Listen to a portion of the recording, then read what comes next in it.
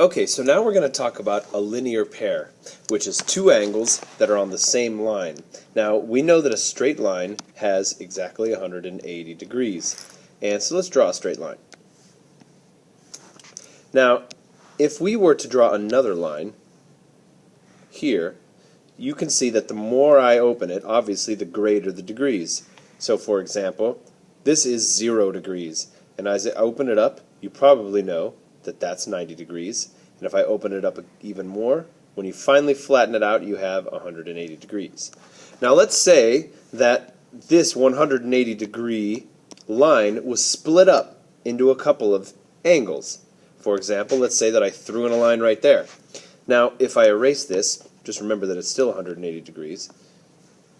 If I tell you, hold on a second, that this first angle is 120 degrees, now you still remember that the whole thing has to be 180. So you know that this one would have to be 60 in order to complete the 180 degrees. In fact, you could write an equation that said 120 degrees, which is this one, plus 60 degrees, which is this one, equals 180 degrees, right?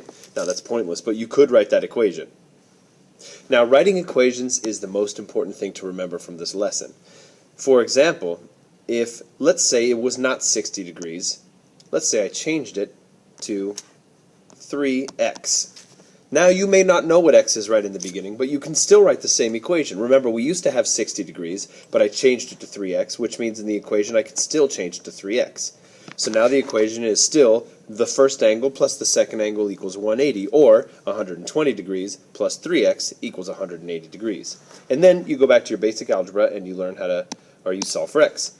Subtract 120, subtract 120, you have 3x equals 60, and then of course, as you probably know, you just divide by 3, and you should get, sorry I don't have a lot of room here, x equals 20.